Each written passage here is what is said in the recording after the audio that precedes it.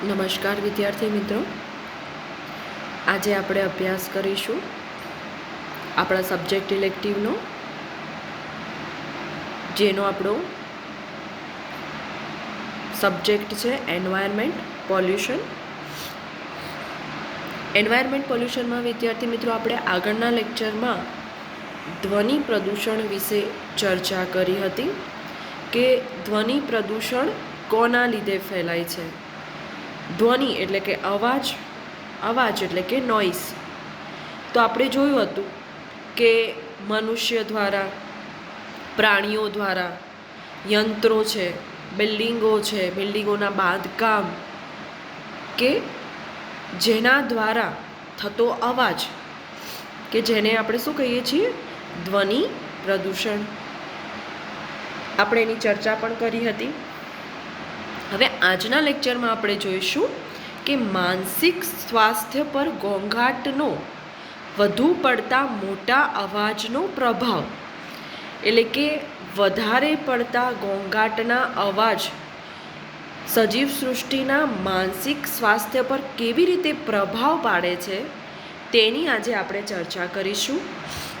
તો આજે આપણો જે ટૉપિક છે ભણવાનો એ છે માનસિક સ્વાસ્થ્ય પર ઘોંઘાટનો વધુ પડતા મોટા અવાજનો પ્રભાવ. તો એમાં આપણને કીધું છે કે ભાઈ આપણે આગળના લેક્ચરમાં જોયું કે ઘોંઘાટથી ચીડિયાપણું, ચિંતા અને તણાવ જેવા ભાવનાત્મક અથવા મનોવૈજ્ઞાનિક પ્રભાવ પેદા થાય છે. તો આપણે જોયું હતું કે વધારે પડતા ઘોંઘાટનો પ્રભાવ જો વધુ પડતો હોય તો એનાથી આપણને ચીડિયાપણું એટલે કે વધારે પડતો ગુસ્સો આવવો, પછી ચિંતા એટલે કે કોઈ પણ વાતની વારંવાર ચિંતા થવી, પછી તણાવ એટલે કે સ્ટ્રેસ જેવા ભાવનાત્મક અને મનોવૈજ્ઞાનિક પ્રભાવ પેદા થાય છે. પછી કીધું છે કે ઘોંઘાટના સ્વાસ્થ્ય પર ના મહત્વપૂર્ણ પ્રભાવમાં ધ્યાન કેન્દ્રિત કરવાની અસમર્થતા અને માનસિક થાકને સમાવેશ થાય છે. હવે તમને એવું કીધું છે કે જો વધારે પડતો ઘોંઘાટ હોય તો એનાથી શું થશે, તમને ધ્યાન કેન્દ્રિત કરવામાં, એટલે કે આપણે જો મેડિટેશન કરતા હોય તો એટલે કે ધ્યાન કેન્દ્રિત કરવાની અસમર્થતા કે જેમાં આપણે પ્રોપર કોન્સન્ટ્રેશન રાખી શકીએ નહીં. પછી તમને શું કીધું છે કે બીજું કે ભાઈ માનસિક થાકનો પણ તેમાં સમાવેશ થાય છે. શેના લીધે? તો કે ભાઈ ઘોંઘાટના લીધે. પછી તમને એવું કીધું છે કે જે વિદ્યાલય નગરમાં ગીચ વિસ્તારોમાં આવેલા હોય છે અને તે કેવા હશે, ધ્વનિ પ્રદૂષણથી ત્રસ્ત હોય છે અને એમાં ભણતા બાળકોમાં અભ્યાસના પરિણામ સારા હોતા નથી. હવે બીજું આપણને અહીંયા શું કીધું છે કે જો કોઈ સ્કૂલ કે કોઈ શાળા કોઈ ગીચ વિસ્તારમાં આવેલું હશે તો એને વારંવાર ધ્વનિ પ્રદૂષણનો સામનો કરવો પડશે. એટલે કે એ જે સંસ્થા અથવા તો જે સ્કૂલ હશે એ કેવી રહેશે, ધ્વનિ પ્રદૂષણથી ત્રસ્ત રહેતી હોય છે અને તેના લીધે શું થશે કે ત્યાં ભણતા બાળકોના અભ્યાસના પરિણામ સારા મળતા નથી. કેમ સારા ન મળે? કે એ જે પ્રોપર ધ્યાન કેન્દ્રિત કરવાની અસમર્થતાના લીધે અને વધારે પડતા અવાજ પ્રદૂષણના લીધે ત્યાં ભણતા બાળકોના અભ્યાસના પરિણામ સારા મળતા નથી, જે એક ધ્વનિ પ્રદૂષણનું મોટું જવાબદાર કારણ છે. પછી એવું કીધું છે કે ઘોંઘાટ સામાન્ય સાંભળવાની શક્તિમાં પણ અવરોધ ઉત્પન્ન કરે છે.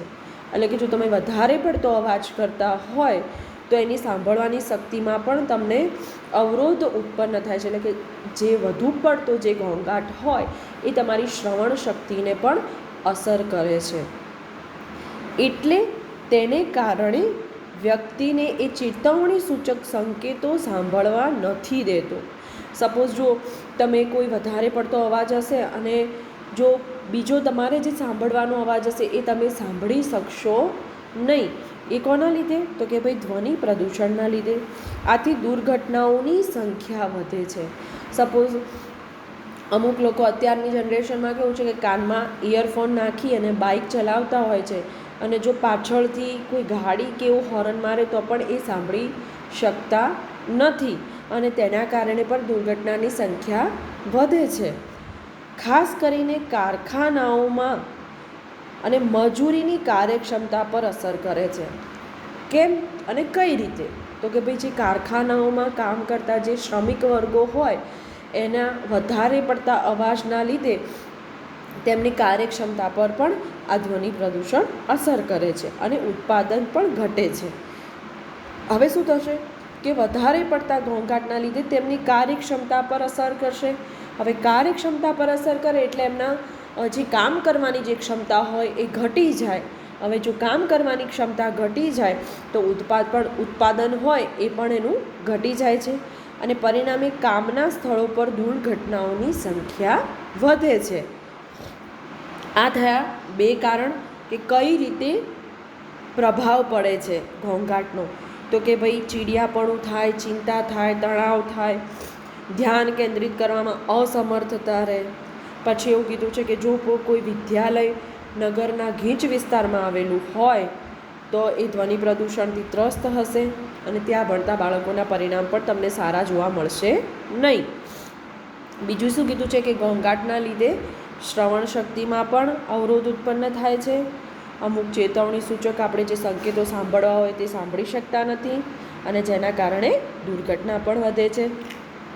બીજું આપણને એ કીધું કે કારખાનામાં કામ કરતા શ્રમિકોની કાર્યક્ષમતામાં પણ ઘટાડો થાય છે અને તેના કારણે ઉત્પાદન પણ ઓછું જોવા મળે છે અને દુર્ઘટના વધારે જોવા મળે છે. આ રીતે ઘોંઘાટ એ માત્ર ઉપદ્રવ કે ત્રાસ નથી પણ સ્પષ્ટ રૂપે જીવનની ગુણવત્તાની પ્રભાવિત કરે છે. એટલે કે ધ્વનિ પ્રદૂષણને ઓછું કરવું અથવા તેનું નિયંત્રણ કરવું આવશ્યક છે. હવે અહીંયા તમને શું કીધું છે કે ઘોંઘાટ એ માત્ર ત્રાસ નથી પણ તેને ઓછું કરવું અને તેને નિયંત્રણ કરવું આપણા સજીવ સૃષ્ટિ માટે ખૂબ જ આવશ્યક છે. હવે અહીંયા તમને શું કીધું છે કે અવાજના મંજૂર કરાયેલા સ્વીકાર્યો એવા આસપાસના અવાજના સ્તર ડેસિબલમાં આપણે આગળ જોયું તો આગળના લેક્ચરમાં કે ભાઈ લાઉડ સ્પીકર 130 ડેસિબલ જેટલો અવાજ કરે. 0 ડેસિબલ એટલે કે એકદમ નીરવ શાંતિ હોય તો એને આપણે શું કહીશું? 0 ડેસિબલ. તો હવે જોઈશું આપણે કે કયા. તો જુઓ, ક્ષેત્ર આપી દીધા છે અહીંયા. દિવસના સમય અને રાતના સમય કેટલો ડેસિબલ તમને અવાજ જોવા મળે? કે જો ભાઈ શાંત ક્ષેત્ર હોય તો દિવસના સમયે 50 ડેસિબલ અને રાતના સમયે 40 ડેસિબલ. પછી રહેઠાણના ક્ષેત્રો હોય તો દિવસના સમયે 55 ડેસિબલ અને રાતના સમયે 45 ડેસિબલ. પછી જો કોઈ વ્યવસાયિક ક્ષેત્ર હોય તો દિવસના સમયે 65 અને રાતના સમયે 55. પછી કોઈ ઔદ્યોગિક ક્ષેત્ર હોય તો દિવસના સમયે 70 અને રાતના સમયે પણ 70. કારણ કે જે મોટા મોટા ઔદ્યોગિક ક્ષેત્ર હોય એ દિવસ રાત કામ કરતા હોય છે એટલે દિવસમાં પણ એને એટલા ડેસિબલનો અવાજ સાંભળવા મળે છે અને રાત્રે પણ. હવે અહીંયા શું કીધું છે? ઘોંઘાટના વિભિન્ન સ્તરોની સાથે તેના સંપર્કમાં રહેવા માટેની સુરક્ષિત સમય સીમાનું એક ધોરણ નક્કી કરવામાં આવ્યું છે અને આ સુરક્ષિત સમયથી વધુ 1 વર્ષ સુધી નિરંતર ઘોંઘાટ સાથે સંપર્ક થાય તો વ્યક્તિમાં આવી શકે છે. હવે કયું સ્તર નક્કી કરવામાં આવ્યું છે આપણે જોઈએ. જુઓ, અહીંયા તમને આપી દીધું છે કે સમયની અવધિ જો 8 કલાક હોય તો 90 ડેસિબલ તમને અવાજ જોવા મળે છે. જો 4 કલાક હોય તો અહીંયા તમને અવાજના અલગ અલગ સ્તર આપી દીધા છે કે જો 4 કલાક હશે તો તમને કેટલા ડેસિબલ જોવા મળશે? તો કે ભાઈ 93. એ જ રીતે 2 કલાક હશે તો તમને કેટલા ડેસિબલ જોવા મળશે? તો કે ભાઈ 96. એ જ રીતે 1 કલાક હોય તો કેટલા ડેસિબલ જોવા મળશે? તો કે ભાઈ 99. એ જ રીતે 30 મિનિટ હોય તો 102 ડેસિબલ. 15 મિનિટ હોય તો 105 ડેસિબલ. 7 મિનિટ હોય તો 108 ડેસિબલ. 4 મિનિટ હોય તો 111 ડેસિબલ. 2 મિનિટ હોય તો 114 ડેસિબલ. 1 મિનિટ હોય તો 117 અને 30 સેકન્ડ હોય તો 120, અને કાનના પડદાનું તાત્કાલિક ફાટી જવું હોય તો કેટલા ડેસિબલ અવાજ હશે? 150 ડેસિબલ. તો વિદ્યાર્થી મિત્રો, આ છે તમારા અલગ અલગ મિનિટે અલગ અલગ અવાજના જે તીવ્રતા છે એ તમને ડેસિબલમાં આપેલી છે કે જો કાનનો પડદો તાત્કાલિક ફાટી જાય તો એ સમયે અવાજની તીવ્રતા કેટલા ડેસિબલ હશે? તો કે ભાઈ 150 ડેસિબલ. પછી જો એવું કીધું છે કે જો સમયની અવધિ 30 સેકન્ડ હોય તો 120, એટલે કે તમે જોશો તો અહીંયા તમે જ્યારે નીચેથી ઉપર જશો એમ એની ડેસિબલનું જે પ્રમાણ છે એ ઘટતું જાય છે કે જો 30 સેકન્ડ હશે તો 120, એ રીતે 4 મિનિટ હશે તો 111, એ રીતે 30 મિનિટ હશે તો 102, એ રીતે 8 કલાક હશે તો 90 ડેસિબલ. તો હવે અહીંયા તમને શું કીધું છે? આગળ આપણે જોયું એ પ્રભાવ જોયો. હવે ઘોંઘાટને નિયંત્રક ટેકનિકો, નોઇઝ કંટ્રોલ ટેકનિક. હવે આ જે આપણે ધ્વનિ પ્રદૂષણ જોયું એને નિયંત્રિત કરવું હોય તો એને આપણે કઈ રીતે નિયંત્રિત કરી શકીએ? તો અહીંયા તમને એની ટેકનિકો આપી છે જેની આપણે ચર્ચા કરીશું. તો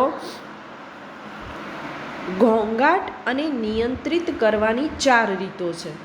હવે કઈ 4 રીતો? તો જુઓ, સ્ત્રોત પરથી જ ઘાટમાં ઘટાડો કરીને, અવાજના માર્ગની બંધ કરીને માર્ગની લંબાઈ વધારીને અને અવાજને ગ્રહણ કરનારને સુરક્ષિત બનાવીને સામાન્યતઃ સ્ત્રોત પરથી ઘોંઘાટમાં ઘટાડો કરવો એ ધ્વનિ નિયંત્રણની સૌથી શ્રેષ્ઠ રીત છે.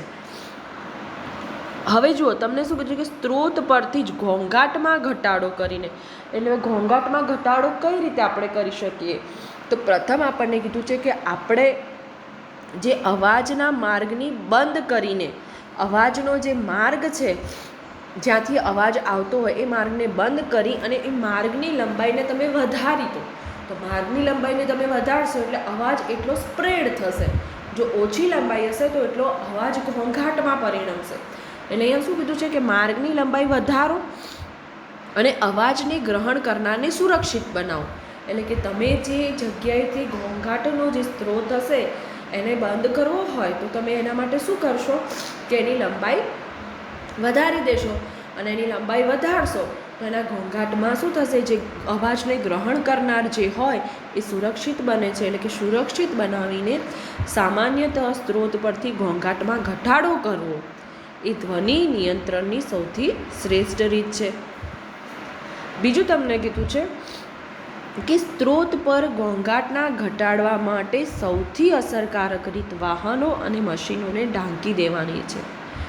હવે તમને એવું શું કીધું છે કે ઘોંઘાટને જો તમારે ઘટાડવો હોય તો જે વાહનો છે અને જે મશીનો છે એને ઢાંકી દેવાની છે. એટલે કે જો ભાઈ વાહનોનો અત્યારે જે વધારે પડતો ઉપયોગ થઈ રહ્યો છે એનો ઓછા પ્રમાણમાં ઉપયોગ કરવામાં આવે અને મશીનરીનો ઓછા પ્રમાણમાં ઉપયોગ કરવામાં આવે તો ઘોંઘાટને આપણે ઘટાડી શકીએ છીએ.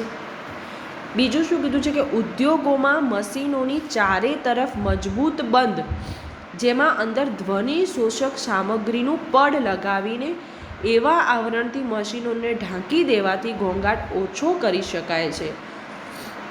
હવે આમાં તમને શું કીધું છે કે સપોઝ હું તમને એક સાદું ઉદાહરણ આપું કે આપણે થિયેટરમાં જઈએ છીએ તો થિયેટરમાં ધ્વનિ શોષક પડદા લગાવેલા હોય છે અને એ ધ્વનિ શોષક પડદાના લીધે બહાર એનો અવાજ તમને સાંભળવા મળશે નહીં. તો અહીંયા તમને શું કીધું છે કે અમુક ઉદ્યોગો એવા છે કે જેમાં મશીનરીની જરૂર સવાર અને સાંજ એટલે કે દિવસ અને રાત્રે થતી હોય તો એ જે જગ્યા હોય એ જે ઔદ્યોગિક ક્ષેત્ર હોય એને તમે કેવા બનાવો? ધ્વનિ શોષક પડદા એટલે કે ધ્વનિ શોષક સામગ્રીનું પડ લગાવો કે જેથી એ મશીનરીનો અવાજ તમને બહાર સાંભળવા મળશે નહીં, જેનાથી તમે ઘોંઘાટનું નિયંત્રણ કરી શકો. એટલે કે તમને શું કીધું છે કે ચારે તરફ મજબૂત બંધ કે જેમાં અંદર ધ્વનિ શોષક સામગ્રીનું પડ લગાવી એવા આવરણથી મશીનોને ઢાંકી દેવાથી ઘોંઘાટ ઓછો કરી શકાય છે. મેં તમને જે પ્રમાણે કીધું એમ કે ધ્વનિ શોષક પડદા લગાવવાથી. મશીનો અને એના આવરણોને ભોંય તળિયાથી અલગ કરીને એમને વિશિષ્ટ પ્રકારની સ્પ્રિંગો અથવા અવાજ શોષક પૈડાઓ પર તેમને રાખી અને અંદરની પાઇપો માટે સંયોજકોનો ઉપયોગ કરીને ઘોંઘાટના સ્ત્રોત પરથી અવાજમાં ઘટાડો કરી શકાય છે. હવે અહીંયા તમને શું કીધું છે કે મશીનો અને એમના આવરણો. તો મશીનને તેમના ભોંય તળિયાથી એટલે કે જે જમીન હોય એનાથી અલગ કરી અને એમને વિશેષ પ્રકારની સ્પ્રિંગો અથવા તો અવાજ શોષક પૈડાઓ પર રાખો તો એની અંદરની પાઇપો માટે સંયોજકોનો ઉપયોગ કરી અને ઘોંઘાટના સ્ત્રોત પરથી આપણે અવાજમાં ઘટાડો કરી શકીએ છીએ. તો અહીંયા તમે જોયું કે પહેલી રીત કઈ હતી કે માર્ગને બંધ કરી, જે અવાજનો માર્ગ હોય એને બંધ કરી અને માર્ગની લંબાઈમાં શું કરશો, આપણે વધારો કરશો. બીજી જે મેથડ હતી એમાં આપણને શું કીધું છે, ધ્વનિ શોષક સામગ્રીનું પડ લગાવો. હવે બીજું જોઈએ આપણે આગળ. તો એમાં છે ત્રીજી આપણી જે ટેકનિક છે એ છે, પછી આપણને આગળ કીધું છે પરંતુ મશીનોને નિયમિત અને સંપૂર્ણ દુરસ્તી એ મૂળ સ્ત્રોત પરથી જ અવાજમાં ઘટાડો કરવાનો શ્રેષ્ઠ ઉપાયમાંનો એક ઉપાય છે. બાંધકામના સ્થળ ઉપર બાંધકામની ઉચિત યોજનાઓ અને સમય નિર્ધારણની ટેકનિકોના ઉપયોગથી ઘોંઘાટને નિયંત્રિત કરી શકાય છે. એટલે કે જો બાંધકામ માટેની જે જગ્યા હોય એમાં જો યોગ્ય ટેકનિકનો ઉપયોગ કરવામાં આવે તો પણ ઘોંઘાટને આપણે નિયંત્રિત કરી શકીએ છીએ. પછી ઘોંઘાટ કરતા એર કોમ્પ્રેસરો અને બીજા ઉપકરણોને બાંધકામના સ્થળથી સીમાઓથી દૂર લગાવી અને સાથે અસ્થાયી દિવાલો બનાવીને ઘોંઘાટ પર સ્થળ અટકાવવા લગાવીને પણ આપણે ઘોંઘાટને ઓછો કરી શકીએ છીએ. હવે એવું કીધું છે કે જ્યારે બાંધકામ ચાલુ હોય તો એ જગ્યાએ જો કોઈ એર કોમ્પ્રેસર હોય તો એમને એ એર કોમ્પ્રેસર એવી જગ્યાએ કોઈ અસ્થાયી દિવાલ બનાવીને લગાવવામાં આવે કે જેથી બાંધકામના સ્થળ ઉપર આપણે અવાજ ધ્વનિનું નિયંત્રણ કરી શકીએ. પછી કીધું છે કે વાહન વ્યવહારિક સંબંધિત ઘોંઘાટ મોટે ભાગે વાહનોના પૈડા સડક પર ઘસાવાથી અને હવાના પ્રતિરોધથી પેદા થાય છે. હવે ઘોંઘાટ શેના લીધે પેદા થાય તો કે ભાઈ જે વાહનોના પૈડા છે એ સડક પર ઘસાવાથી અને હવાના પ્રતિરોધથી પેદા થાય છે. પરંતુ જેની બરાબર દુરસ્તી ન હોય એવા વાહનો પણ ઘોંઘાટ કરે છે. વાહન વ્યવહારની ગીચતા અને ગતિ પણ ધ્વનિના પ્રમાણ પર મહત્વપૂર્ણ પ્રભાવ પાડે છે. હવે બીજું આપણને શું કીધું છે કે ભાઈ ઘરોની આસપાસ વાવેલા વૃક્ષો પણ ઘોંઘાટ માટે અસરકારક અવરોધક બને છે. ઉદ્યોગોમાં અંદરના ઘોંઘાટને ઓછો કરવા માટે વિભિન્ન પ્રકારની અવાજ શોષક સામગ્રીનો ઉપયોગ કરી શકાય છે. મેં તમને કીધું કે ઉદ્યોગોમાં ઘોંઘાટને નિયંત્રણ કરવા માટે જે ધ્વનિ શોષક પડદા લગાડવામાં આવે તો આપણે ઘોંઘાટને નિવારી શકીએ છીએ.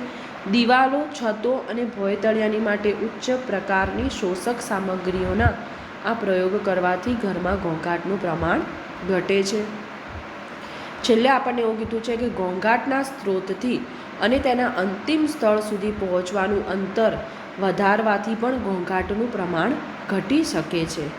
સ્ત્રોત અને અવાજની ગ્રહણ કરનારની વચ્ચેના રસ્તાની લંબાઈ વધારીને નિયંત્રણનો એક પ્રકારનો અસરકારક ઉપાય છે. આપણે આગળ જ એનો જે પહેલો ઉપાયની ચર્ચા કરી કે રસ્તાની લંબાઈ વધારી દઈએ તો એટલો આપણને ઘોંઘાટ નિયંત્રણ કરી શકીશું અને એ નિયંત્રણનો એક પ્રકારનો અસરકારક ઉપાય છે. તો વિદ્યાર્થી મિત્રો, આજે આપણે ચર્ચા કરી ઘોંઘાટ મનુષ્ય પર કેવી રીતે પ્રભાવ કરે છે અને બીજું આપણે જોયું ઘોંઘાટને નિયંત્રણ કરવાની ટેકનિકો. તો વિદ્યાર્થી મિત્રો, આપણું જે 6થું અને જે 7મા નંબરનું જે લેક્ચર હતું એ હતું ધ્વનિ પ્રદૂષણનું.